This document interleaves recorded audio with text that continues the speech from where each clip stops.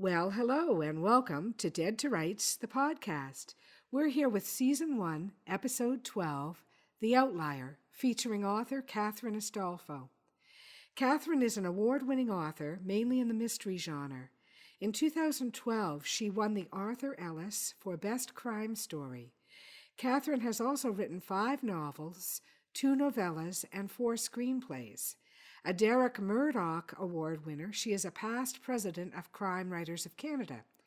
To know more about Catherine, please visit her website, www.catherineastolfo.com. But before we bring you Catherine, I'm going to read to you a story of hers titled The Outlier, which was featured in 13 Claws by the Mesdames of Mayhem, 2017, Carrick Publishing. Before we get to all that, though, I want to talk to you about setup for a novel. How do you set up your novel? Do you do an outline? Do you research? Do you fly by the seat of your pants? What is your main modus operandi? I know that many authors will tell you that if you get stuck, if you create a writer's block, your best bet is to create some form of outline. As you've no doubt guessed, this week's episode finds me with a bit of a cold in my throat, so I'm going to save my voice for Catherine's story, The Outlier. Hope you enjoy it as much as I enjoy reading it for you. The Outlier by Catherine Astolfo. If I'd paid attention to Marvin, none of this would have happened. For that matter, I should have seen the signs left by the burglar when he cased the joint. Whenever I take my semi-annual trips to St. John's, stocking up for the seasons, the hours of hard driving there and back again take their toll on this old man I have become, especially the early winter drive. This little spot isn't called Backside Harbor for nothing. We're the ass end of a narrow strip of land, technically an isthmus that juts out into the Atlantic. Backside is an outport. Pay attention to that word, out. It has a lot of uses here in Newfoundland. Outport family names go back many decades, even though most of those families moved out here during resettlement. There are a dozen villagers left, give or take. They think their shit smells good because they have those historical names. However, since none of us goes out, it's hard to tell who's still here and whether they really are a gill or a butt. I'm an outlier, a person who's come from away, so I get even less attention from any of the harbor dwellers, which suits me just fine, since being out of contact is my goal. I live on the hill above the harbor in a little cottage. Been here 10 years now. One big room with a living area and a kitchen runs along the front part. The back has a bedroom and a bathroom. I have a corn-fed stove that keeps the whole place warm in winter, and the windows send cool ocean breezes in the summer. No electricity, but a big old generator gives me all the power I need. With such a small space to look after, you'd think I'd have taken note that first day when I found my mattress shifted slightly on the bed. Next, the shutter in the kitchen left open. The third day, a lack of snow on the doorstep, as though it had been blown away by someone's boot. My excuse, I was just so damn tired. That trip to the city is brutal. I'm creeping on to 90 years old next year, if I'm still here. I can't do 3 whole days away from home anymore. I don't sleep well in those cheap hotels. Everything is just so noisy, like a big loud cell block in a federal prison. The day the kid arrived, I was still tired from the trip, not to mention the tasks I've had to face when I got home. I drowsed all afternoon with Miss Kitty. She's a big old tabby cat who wandered by one day and stayed. She likes to curl up on my stomach, making biscuits in the blanket with her paws. I sat and listened to the CBC on the radio, played some solitaire, did nothing and paid no attention, just like Miss Kitty. Marvin, on the other hand, sniffed and snorted everywhere during those 4 days. He knew there was something off. He can always tell when a stranger invades our privacy. Here's the quick version of Marvin's story. I was coming back from one of those voyages to the city when we were stopped on the highway by a rollover. From out of the damaged back end of the truck, down the road trotted a whole bunch of pigs. They'd been hauling them off to the bacon factory. Only Marvin made it as far as my car. The rest of the porcine escapees got recaptured, run over by traffic on the other side, or disappeared into the brush. I watched this big guy waddle along the side of the highway, head up, going who knew where. He was simply scrambling fast as he could in the opposite direction of that truck. Thing is, I didn't think about what I did. I certainly didn't expect the result I got either. I admired that pig's determination to get away, so I leaned over and opened my passenger door, and into the old car hopped Marvin. As it turns out, pigs make great pets. They're clean, smart, they'll eat whatever's on offer, and they like people. Marvin's a bit stubborn, likes his own way in things, but so do I, and so does Miss Kitty. We make a great trio. The kid came at night when I was fast asleep. There were 3 signs of his invasion that I could not miss. First, the sound of a chair falling over, though I didn't know that was what caused the bang until later. Second, Miss Kitty used her claws in fright to lift herself off me, even digging below the blanket and through my long johns.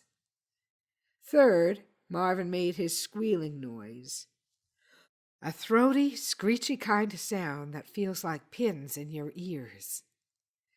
I sat up straight in my bed and, what with the noise and the cat's nails, soon had my feet on the ground.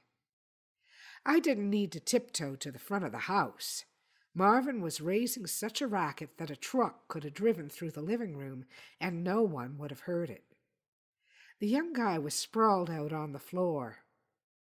He'd obviously come in through the kitchen window, stepped on that rickety chair, and sent it and himself stumbling to the floor. Unfortunately for him and Marvin, he'd landed on the pig. I went for the guy without a second thought, lifted him off my pet, flipped him over onto his stomach, pulled his left arm behind him and upwards till he made squeals of his own. In the meantime, Marvin scrambled to his feet, still carrying on, but now he was snorting with indignation. I reached over to the drawer nearby and got my fingers on a couple of cable ties. I soon had the asshole's hands tied behind his back. I rolled him over and clipped his ankles together for good measure. Then I lit the kerosene lamp. I checked on poor Marvin, who was still mad, but he looked and felt okay. Then I had a long gander at my intruder. He was a young'un, early 20s, maybe even late teens, fair hair and freckles.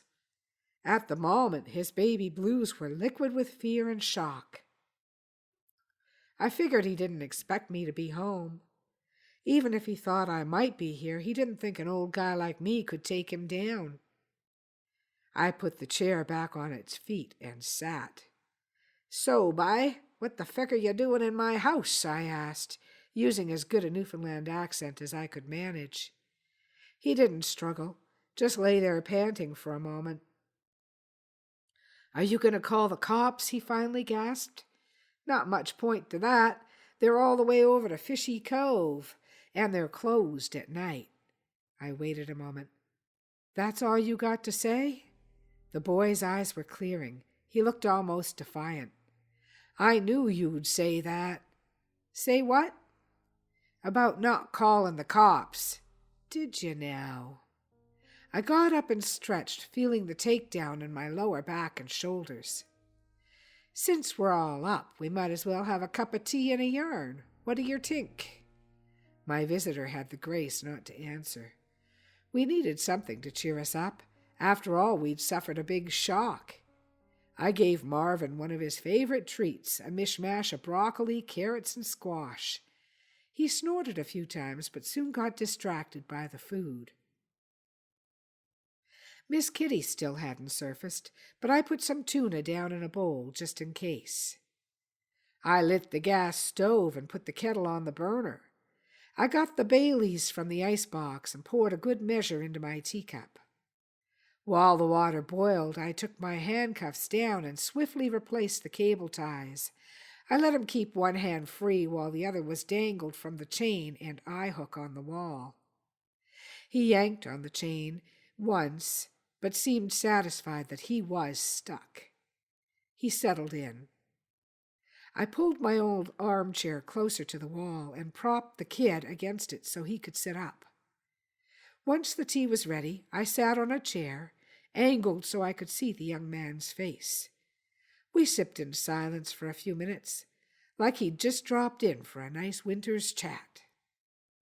He should have thought to dress like a mummer, hide his face under a mask. Either the guy was dumb or he was new to breaking and entering.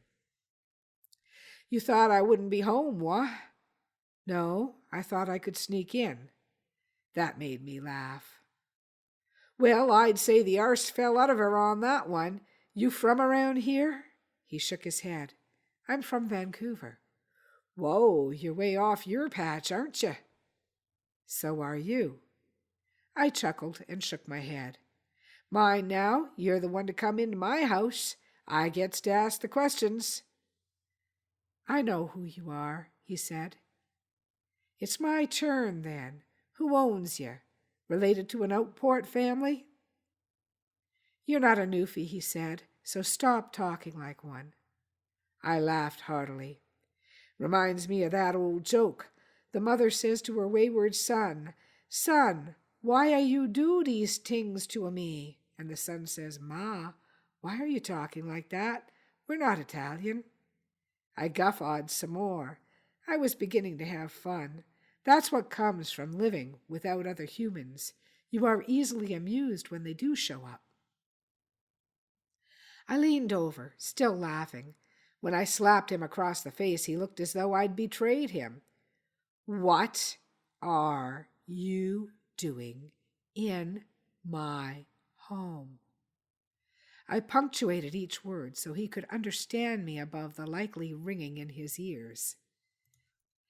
Tears slid down his cheeks, but he was determined to be rude and a liar. "I needed money," he said. I waved my hands around the cottage. "And you thought I'd have lots of it hidden here on the hill above Backside Harbor? You are dumber than I thought, and that's pretty dumb."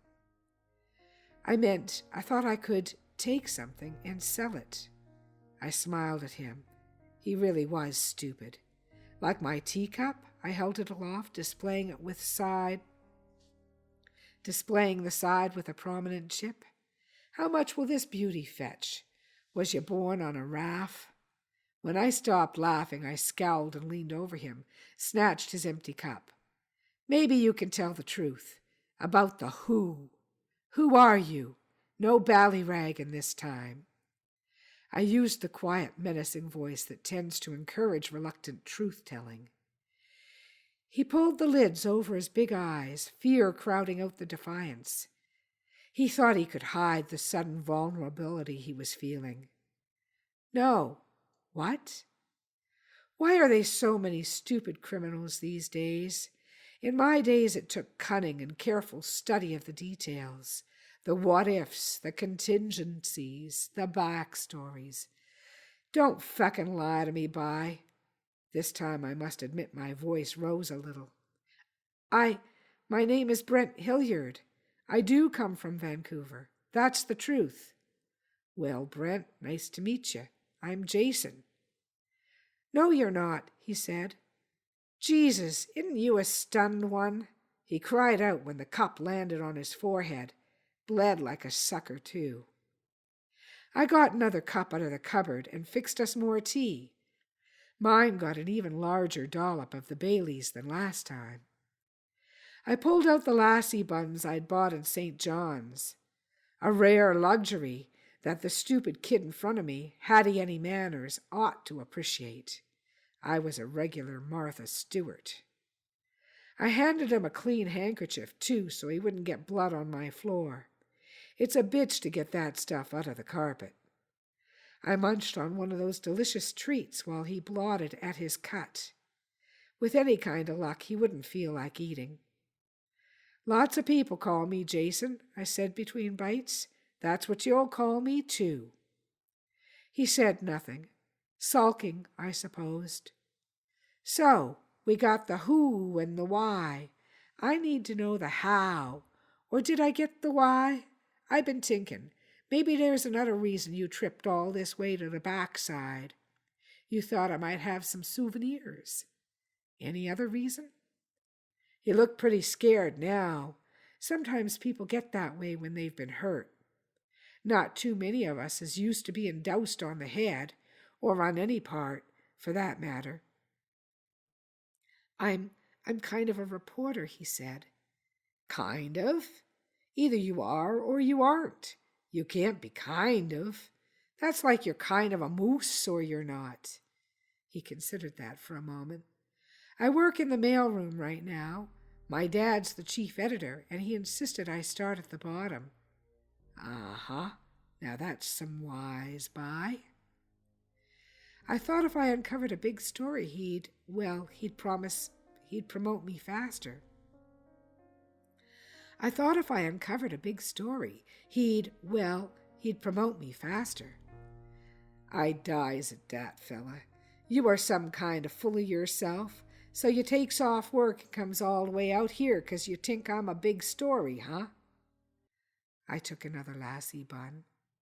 I ought to be flattered, I suppose. After all these years, I'm still a big story.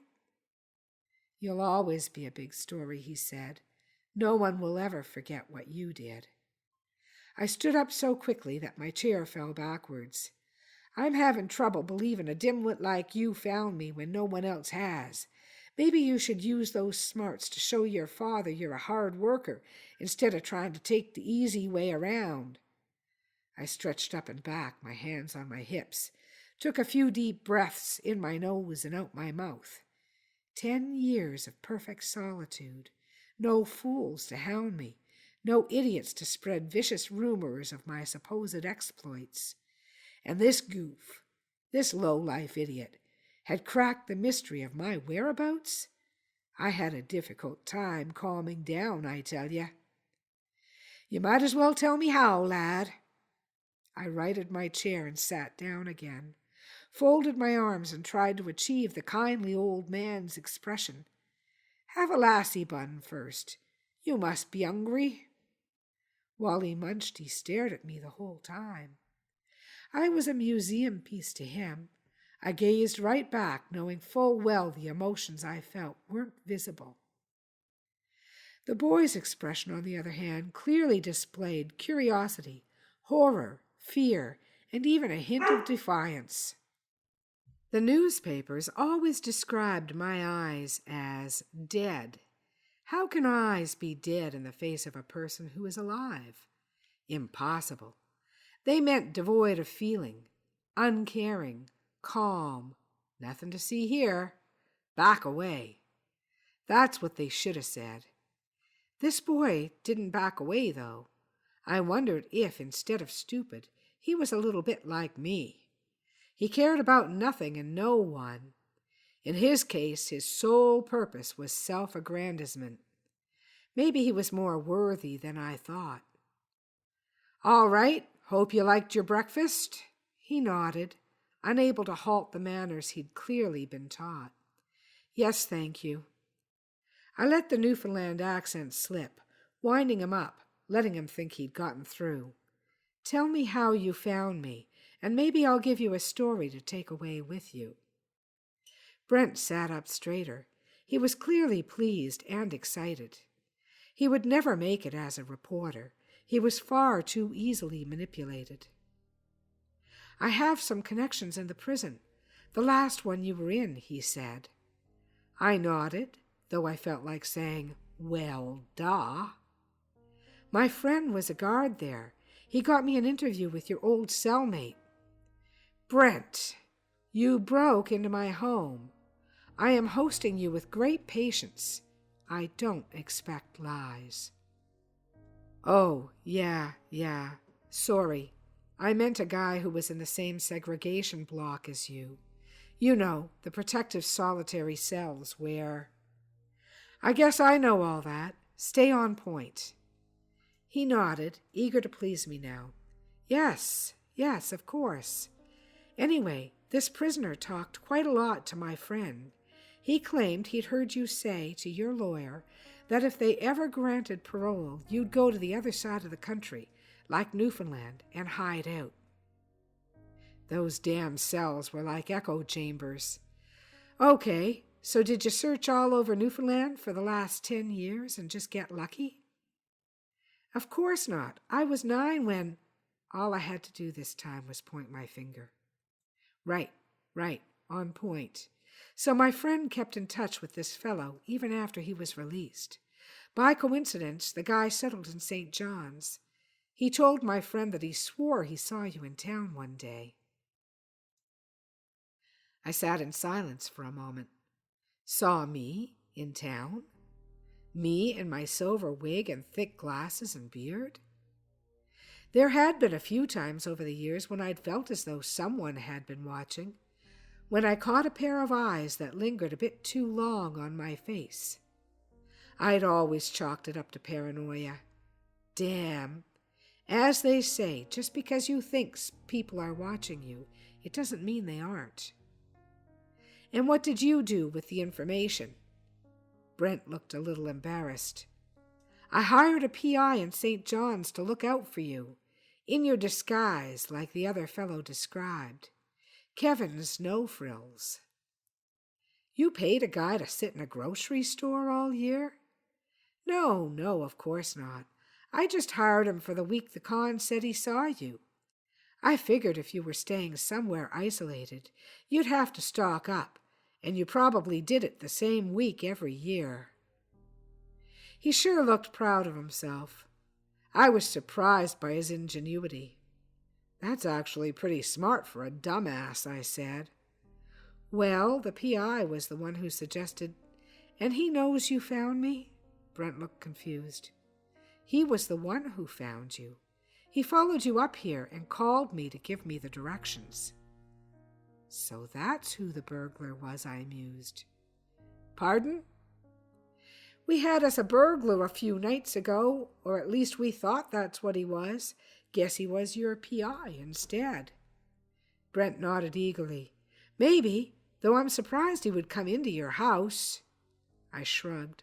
Maybe he was after me teacup too. Well, Paul, let's face it, you are the most famous serial killer in Canada. Lots of places in the U.S. too. They even made a movie and some television. If only he hadn't pushed. He was some stunned, that kid. Didn't even notice the look on my face as he prattled on about my crimes. The ones I did. The ones they say I did but wasn't convicted for. There are lots and lots of people who believe you should never have been paroled. There were quite a few protests against it. Did you know that? Brent asked. He still thought we were having a conversation. I did know that, I said. I got attacked quite often, both inside and outside. I read that. Can I quote you when I write the story? Lad, you can quote me all you like when you write the story. I can't believe it. You are not what I expected at all, he said. What did you expect? He paused, a look of embarrassment flashing through his eyes. He even blushed a little. A monster? I guessed. Not a harmless old man who serves you tea and lassie buns. Well, you did slap me, Brent said, and you threw the cup at me. But, well, I didn't think you'd let me write the story, to be honest. Oh, me nerves. You got me drove, I said, so quietly that he kept on flapping his mouth. People are going to go nuts for this story, he said. My dad will have to promote me, and I'll be a real reporter, probably take over his job when he retires. Do you think people will change their minds about letting me out when they read how old and harmless I am now? I asked. I do. I can write it for sympathy if you like. Explain a few things if you want me to. Explain that I didn't do half of what they claimed, you mean? Sure. If that's your story, I'll tell it. I stared at his small, petty lips with their satisfied smirk, the mouth that formed a silent O when I broke his neck. Well, the story would be wrong, I said to his truly dead eyes. Once you have a monster caged, you should keep him there, or keep him away from people. Let an outlier be. The silence was perfect. Miss Kitty came out of hiding and began to lap up her tuna. The kid wasn't as much work as the burglar had been. That fellow was a big bugger. Belatedly, I felt a grudging admiration for him, too. He'd never let on that he was a P.I., nor did he rat out the kid. Maybe he knew there'd be no tickets out of the harbor, so he kept himself to himself. I figure I'll only have to do this one more time when I pay a visit to my old pal from prison in St. John's. Good thing, too. I'm getting too old for such excitement. And Marvin's getting too old for such rich food. I think I mentioned that pigs make great pets. They'll eat whatever's on offer. The end. And that has been The Outlier, a fantastic story by Catherine Astolfo. I hope you've enjoyed it despite my very iffy reading voice and this terrible cold I've got. But I've really enjoyed bringing it to you. And now I'm thrilled to bring you our interview with Catherine Astolfo, my very dear friend Kathy.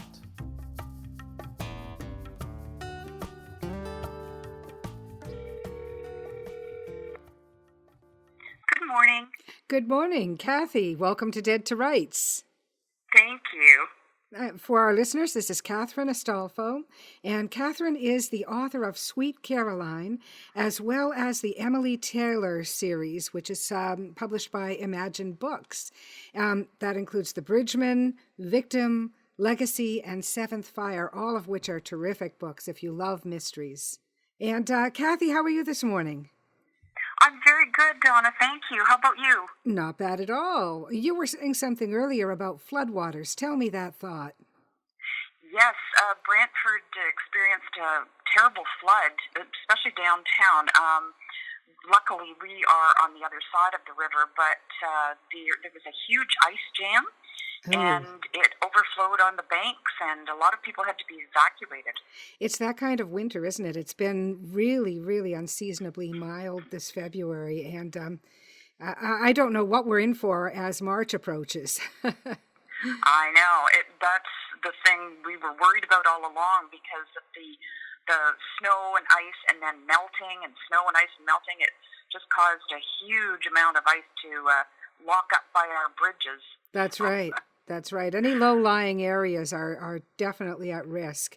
And now, yes. Kathy, I first got to know you when we were working together on the Crime Writers of Canada Executive Board, and at the time, you were president of the CWC. We had a great time working together. As a matter of fact, I remember the first day that I met you.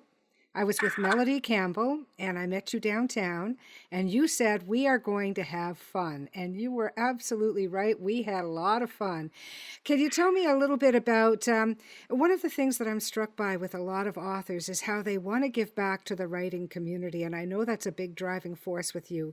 Can you tell me a little bit about your time leading the CWC board?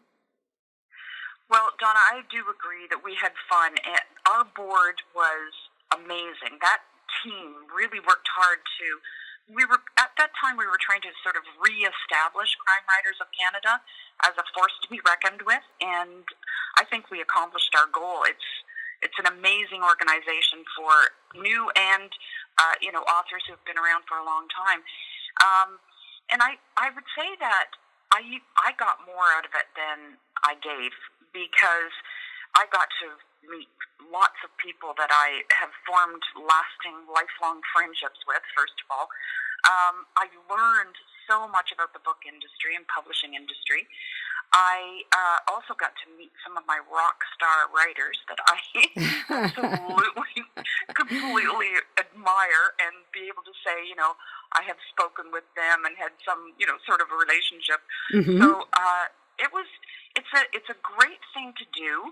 It sounds like, well, that'll cut into my writing time, Mm-hmm. but really what I found was it was an impetus and an inspiration, and it really made me write more, actually. Yes, exactly. It's very motivational to immerse yourself with people who share your passion.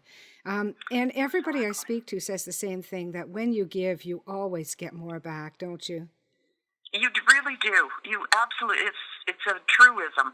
Mm-hmm. It sounds cliche, but it's not. It's actually very true. And on top of all that, we really did have fun. I mean, I can remember great times of laughing.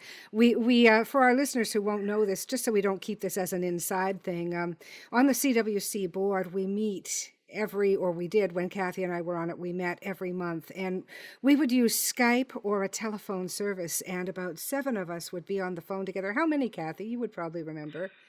Yeah, well, I would say, I think it was around 7 or 8. I honestly, I know. I don't remember either. I know, and in the early days of Skype, we would get some wild sounds coming through on that, wouldn't we? We did. It was quite fun. It was such a different kind of method, because at that time you couldn't see more than, I think, maybe 4 or 5 people. Mm-hmm. So very often we didn't have one another's pictures, so you didn't have the body language and gestures and so on, and I found that hard to adapt to. Yes. And sort of tripping over each other trying to get our opinion in. Yes, and disembodied voices. That was in the early days of Skype, and there would be these little voices coming through, and you'd never be really completely sure who was even speaking, Right. But it was in keeping with what we were trying to do in the Crime Writers of Canada at the time. We were trying to embrace new technologies in the industry, new ways of confronting the writing industry, and new ways of making sure our members could participate fully in the art, Yes, and to try and do that across the country. Yes. And that was the tricky part, was trying to form those relationships across the country. And, as you said, we all had the writing, especially the mystery crime writing, in common, and we wanted to capitalize on all our strengths and our commonalities. And it was difficult to do in those days.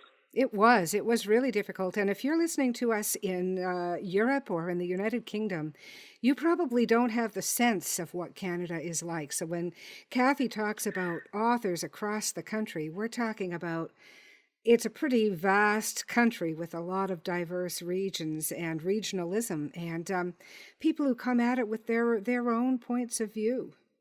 That's right, yeah. Mm-hmm. And it's very difficult to get together because, really you have to take a long flight to get from Vancouver to Toronto, and a pretty long flight from Halifax to Toronto. And often Toronto, because it's the center of the book publishing industry. Or as we like to say, the center of the universe. True. But it really does have the more publishing companies situated here than in other places. I believe that's still the case. And so it tended to be, Toronto wants everything there, and it was difficult to overcome that, but we did. It was, and now we have a president who's a Westerner, and we have bridged those gaps in the best way we could, I think. We have, and a lot of that started under your leadership, because you approached the entire industry with a very inclusive attitude, and that's why I wanted to talk to you about your time on the board, because I know it doesn't relate directly to your writing, but it does relate to the way you approach storytelling. You're very inclusive in your approach to almost anything, and it comes through in your writing. Oh, thank you, Donna. Yeah, I think I learned that from my years in education. You're not the first teacher to have said that to me. Sure. Your Sweet Caroline novel is a standalone, and it's a taut psychological thriller. When I first read it, and I think I was one of the first readers of it, I was compelled to review it, and I don't review a lot of books. I'm going to tell our listeners what I said about it. Here we go. It's a dark and compelling journey. Sweet Caroline is simply unputdownable. A riveting study of human pathology, madness at its finest. In my opinion, this is Astolfo's best work to date. From page 1, it reveals her intense understanding of the criminal psyche, an outstanding novel. It's quite different from your other works, which are also really exceptional, but it goes down a different path, and so I was curious, what was the basis for moving you toward this particular protagonist and this story of compulsion?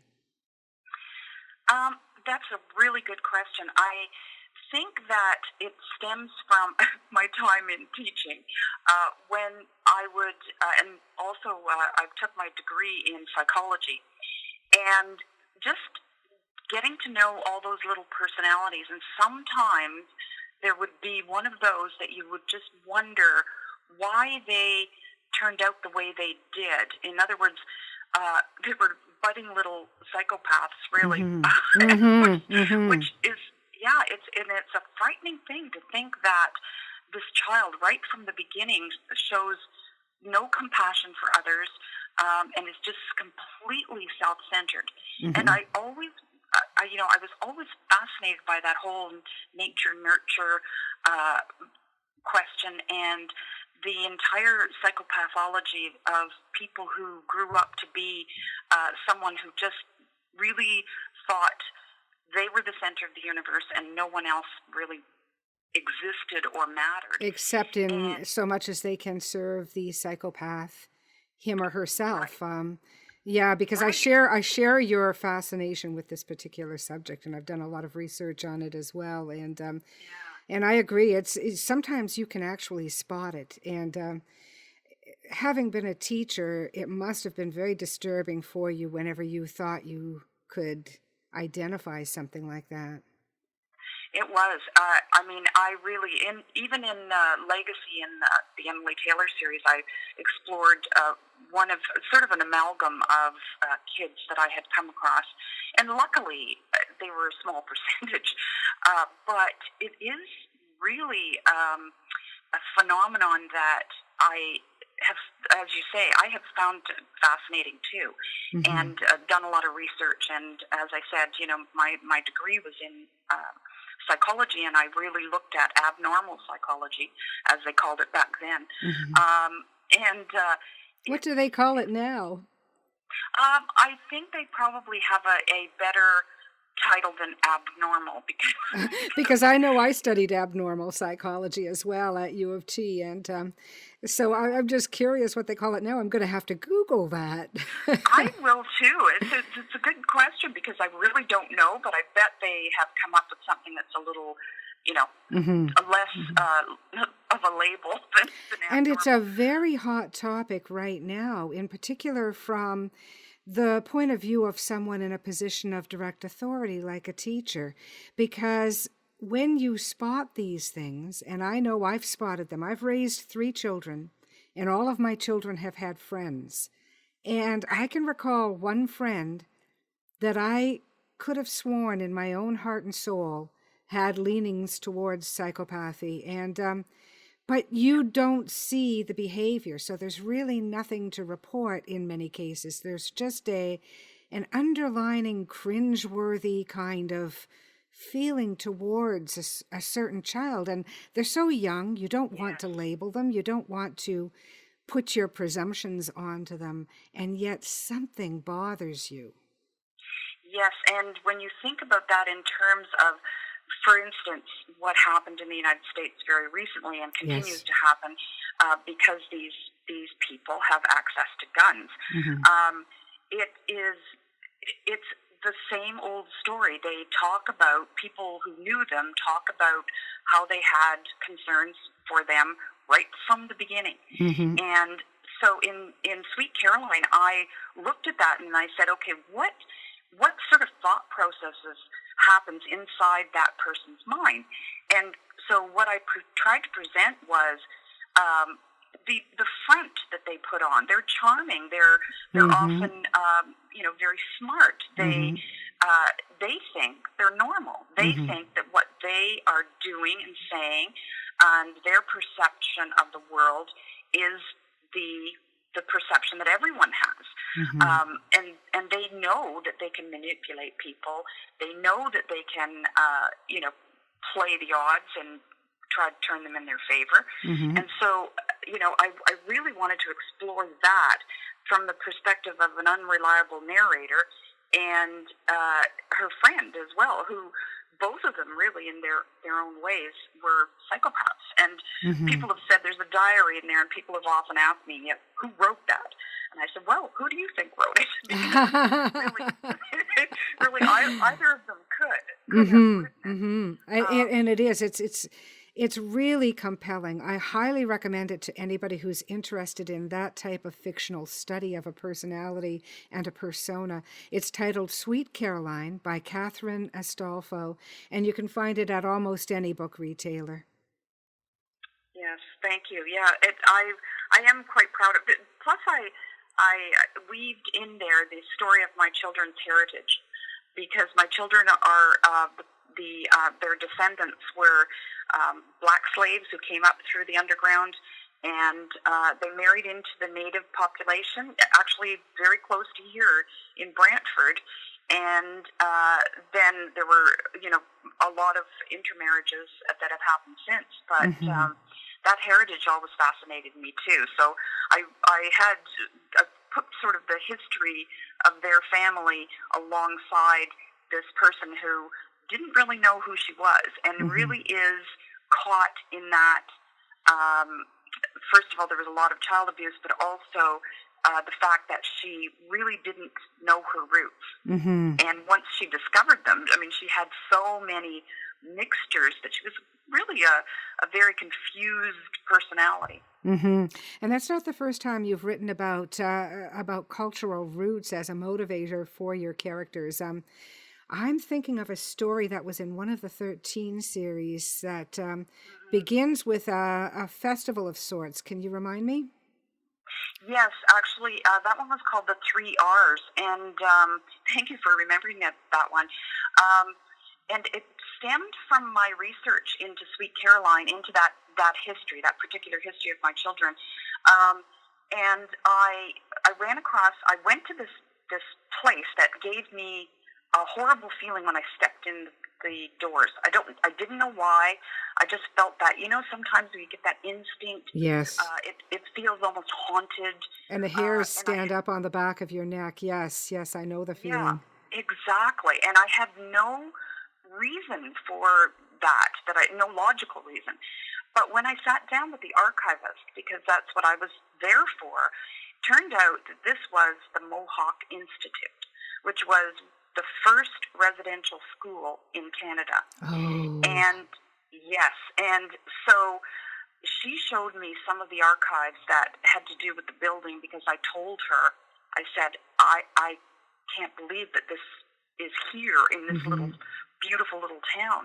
Yeah. And she said, oh yeah, it was like a massive secret for decades. And I'm going to interrupt, and I'm sorry for doing this. I do this occasionally because our listeners, I hope, are all over the world. And if you're not familiar with this particular history, I invite you to please Google the history of Canadian residential schools, and I think you're going to experience the same chill that Kathy is talking about. Yes, that's a good addition. Yeah, because people all over the world don't necessarily know about this dark side of Canadian history. And really back then, and that's not that long ago, no one else knew either. And so I felt compelled to write something about it, just from my perspective, because I know, even though my children have that heritage, I don't. And so I wanted to write something just to call attention to it. And so the 3 R's was really from the perspective of Emily and Langford's adopted daughter, and her experience meeting an Indigenous woman who told her about how she had been in this terrible situation in the residential school. And it was a beautiful story, the 3 R's. I'm recalling the scenes, and I don't want to give away the story, but I'm recalling the scenes between Emily and Langford's daughter and the Native Canadian woman near the end of the story, which are truly haunting. Yes, yeah. I hope well, actually, one of our friends, Joan O'Callahan, who's also a writer, she came up to me after I did a reading on the 3 R's, and she said, I grew up in Brantford, and I had no idea that existed. Mm-hmm.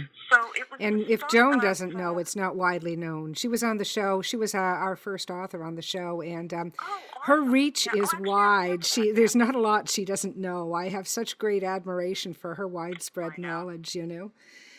Yes, and for her not to know that was really. She couldn't believe it. She was amazed. Yeah, it was telling.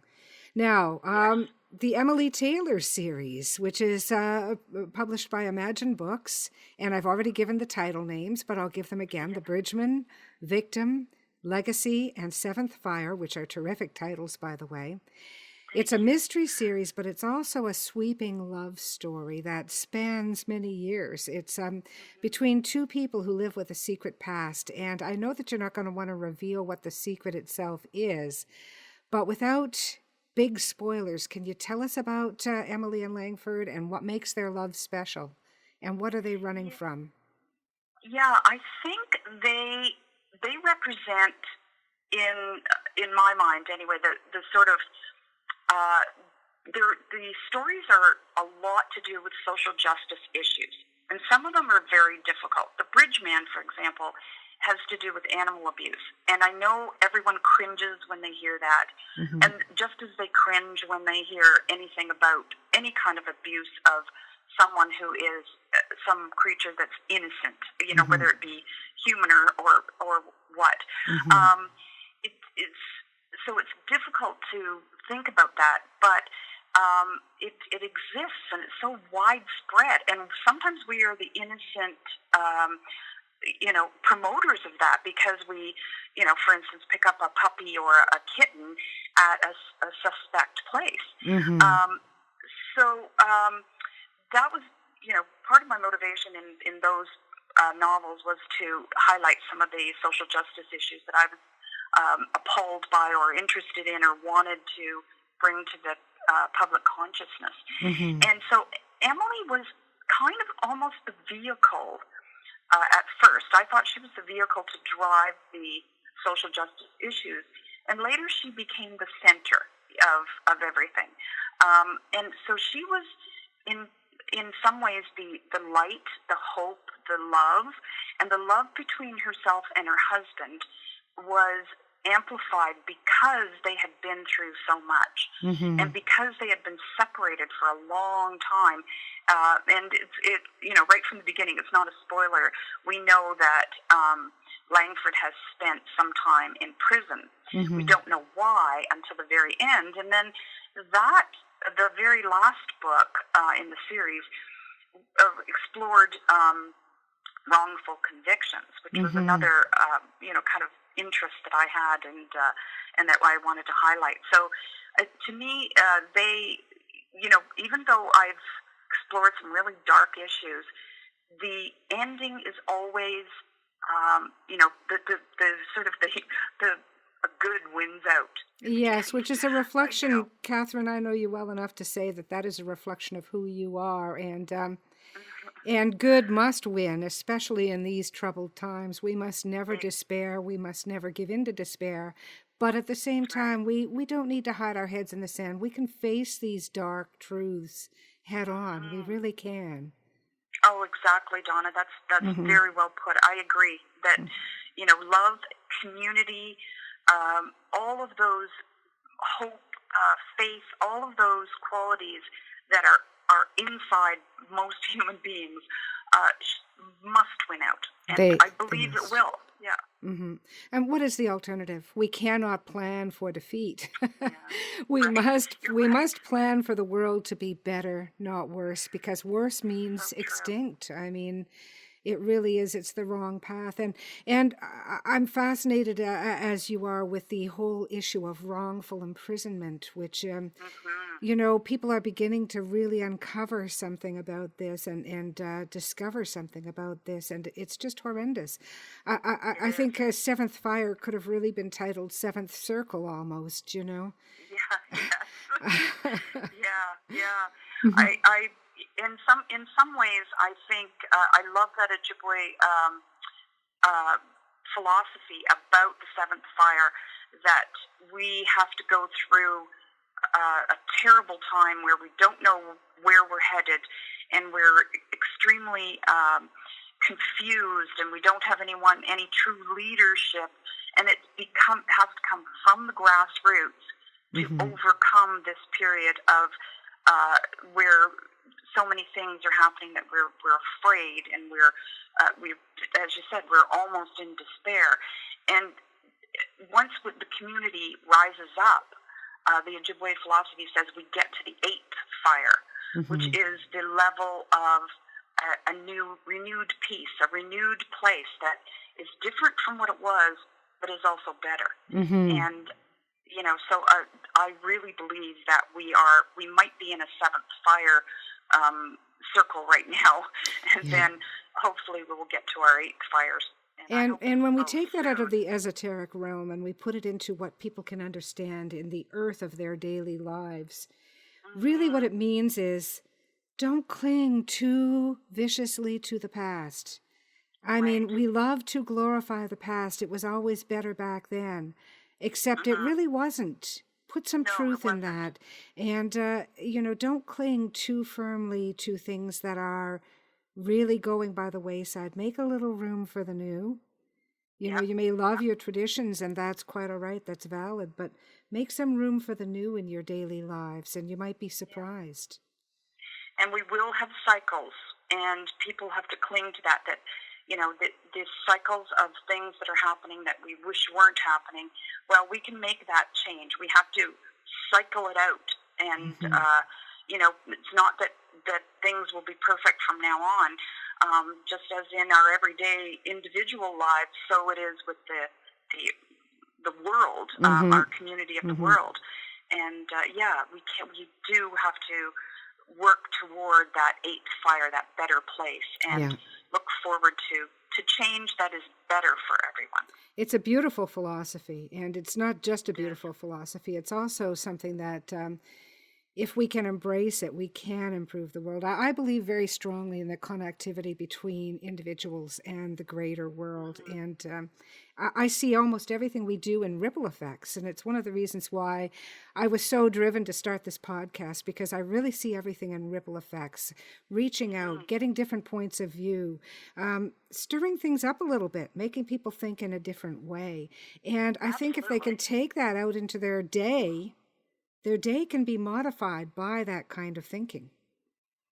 Yes, I agree. Absolutely. And I so admire you for doing this. I mean, it takes a lot of persistence and time and creative thought about, But it's how like can we everything, get you this. get so much more back than you give, because Yes, having the you're right. chance Yes. to promote the thoughts and the work and the ideologies and the concerns of people like yourself, having a chance to put that out into the world and let people see and hear it, and just get to know writers. Just get to know Yes. writers, because they write Yep. for a reason. It's all about expression, you That's know? right. And anyway, enough about me. What do you think of me?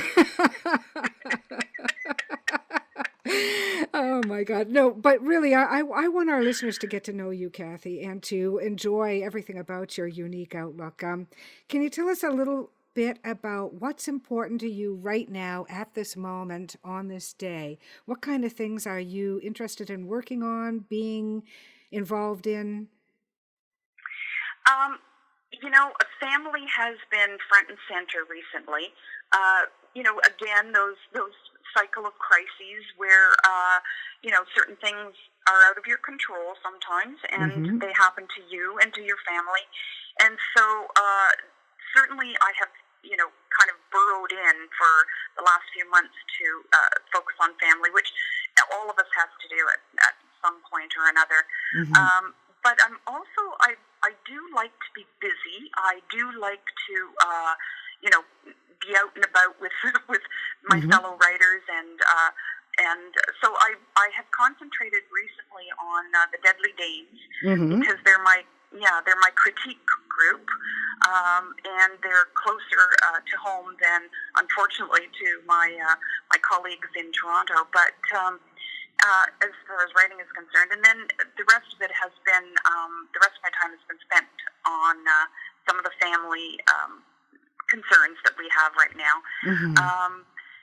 So it's busy. It's there's those cycles of sad and cycles of hope and happiness and joy, and just being grateful that I am surrounded by this fabulous family that I have. I'm so lucky to have, and my friends, my circle of friends are outstanding. I mean, like yourself, Donna, really, we've got a great group. We really do. I have to say, and it started really, I think it was 22 years ago, I decided that I was not going to be a closet writer anymore. I was going to announce myself to the world as a writer, and I was going to become involved with other writers.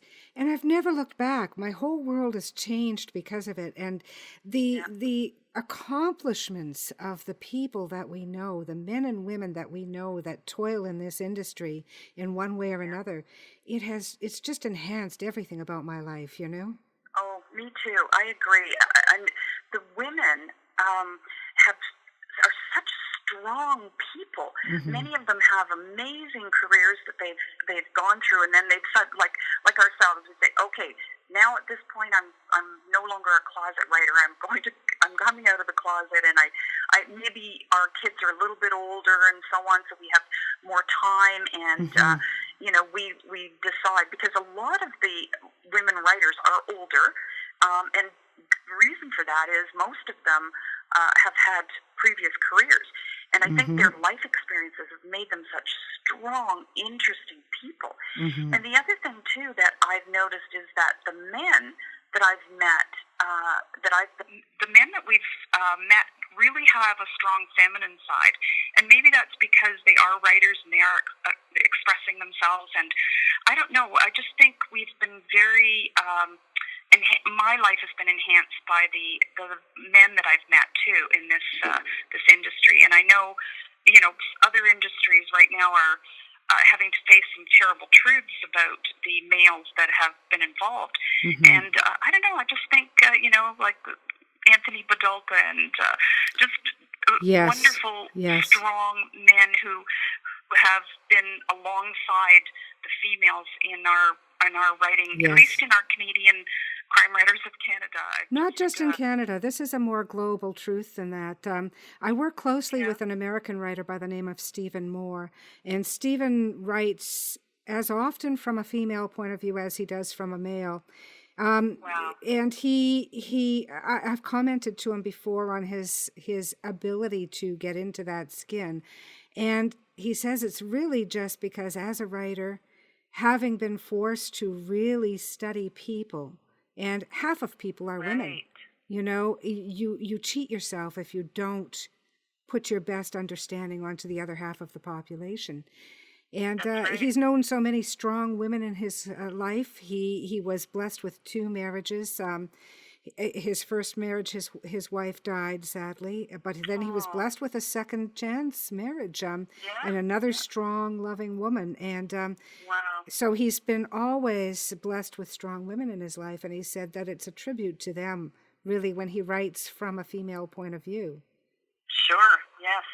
Yeah, and I've written from a male point of view a couple of times, and I think putting, exactly as you said, you put yourself in their shoes, and it's such an amazing experience, because you bring all of the experiences that you've had with the male people in your life, and express how you felt about that. Yes, yes. Amazing. It's not enough to get angry about something like the Me Too movement. And I say this as a survivor of just really what I now know were horrendous crimes in my childhood. At the time, I took them as this is the way life is. Everybody must go through this, you know. But I know now through more education about the world that they were horrendous. But it's not enough to hate the criminal or hate the crime. We have to be better than that. We have to know what's going on here, try to understand it, and try to find solutions. Yes, And absolutely. understand that both men and women, all people, come at the world with the same basic needs. Yes, and that brings me back to, my time in education when, the societal influences on both the males and females as little wee people, they came into the schools with already built-in biases, and it was disheartening to see, but it's not impossible to overcome those and to teach them, both male and female, that there are different ways to look at the world and to look at each other. And, again, it goes back to the diversity, too, of our population. Yes. And, how we are able to, but yeah, it's really such an important perspective to look at people and all their diversity, and to try to bring all of us together in community. There's a new show on Netflix now. Now, I will admit we haven't seen it yet because Kathy and I are airing on March 18th, but we're actually speaking in late February. And right now the Olympics are about to wind up. So I'm not sure anybody in Canada is watching anything but that. Like, it's been fascinating. But there's a new show coming out that we intend to dive into. It's called 7 Seconds. And I said to the kids, I don't know whether it's a good show or not. I have no idea. I haven't seen it. I haven't even read any of the reviews about it. But I think it may be one of those shows that if you really want to broaden your understanding about humanity, maybe it's one of those shows, It looks like it. Good. I'll have to look for that. I'll get back to you, listeners, in a future episode. Okay, now it's time for tips for writers. Catherine, what can you tell our writers? Well, I would say have faith in your writing. I think that sometimes we are too much buffeted by other people's reactions, and we don't plow ahead to realize that, hey, I've actually invented something completely different here.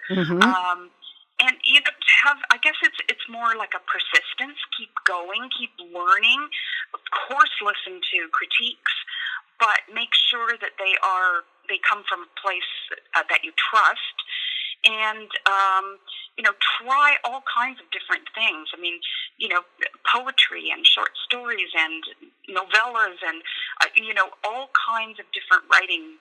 Try it and perfect your technique and keep the faith, because it's really a difficult, very highly competitive business if you want to be a published author. And I think a lot of people could get so much out of writing, and you don't necessarily have to have it published.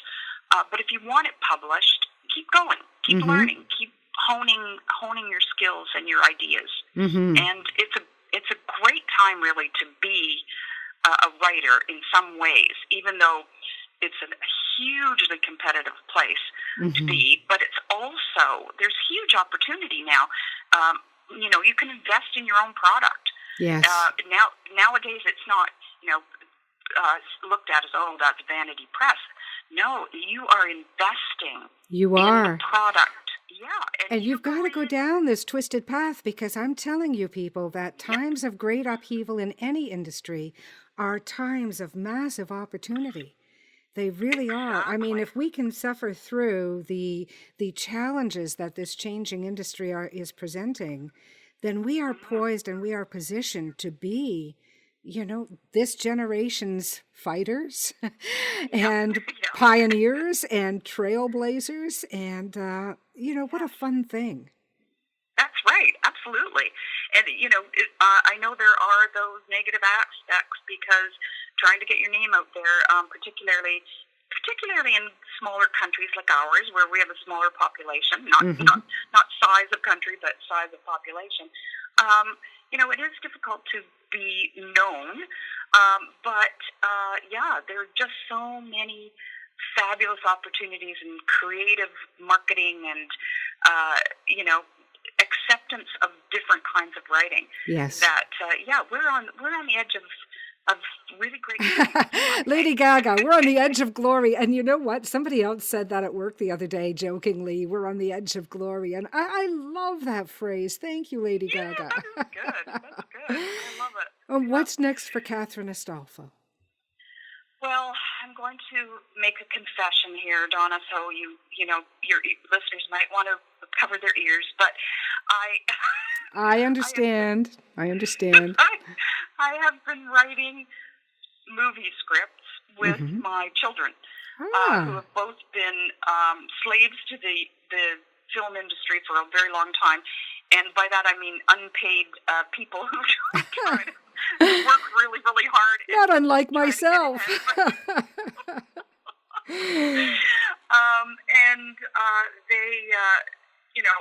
I've just, so they've said, now who could put a sort of twisted, spin on this idea? I know, it could be our mom. Yeah. So, And you know what? By the time our listeners hear this interview, they will have already heard your story, The Outlier from 13 Claws. And they're going to know what you're talking about, that, yes, people turn to you when they want a twist.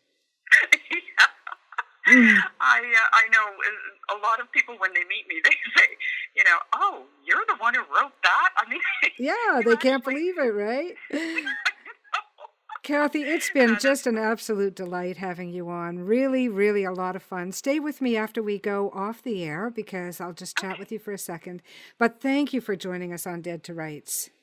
Oh, thank you, Donna. This is such a great idea, and I'm very honored to be part of it. It is a great idea, isn't it? It really is. I think people can really like hearing from these authors. Let it rot. I want to send a big thank you to deadly friend Cwc Astolfo for joining us today on Dead to Rights, the podcast. You can find Dead to Rights at deadtorights.ca or at our Facebook page. Our Twitter handle is @DeadToRightsPod. We'd love to hear from you at carrickpublishing.com or at our Carrick Publishing Facebook page.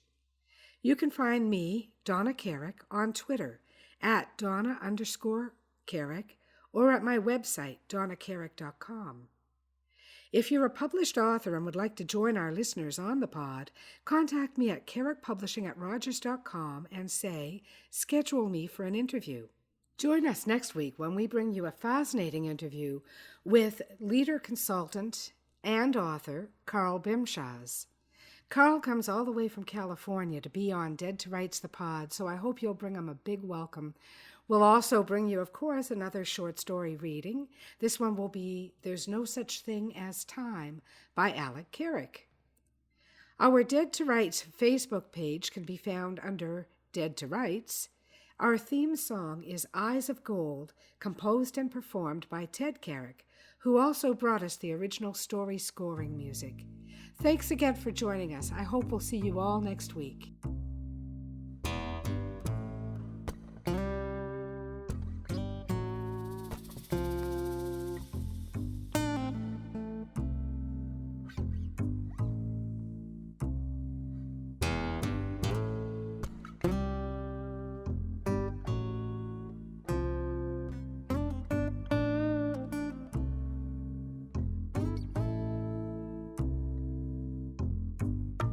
A dusty road, a man alone.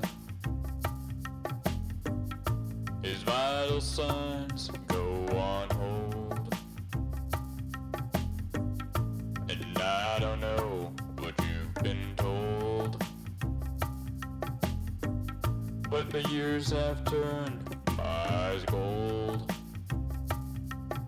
And I told you what you told me. We'd never be in the same boat for free. Yet it rides.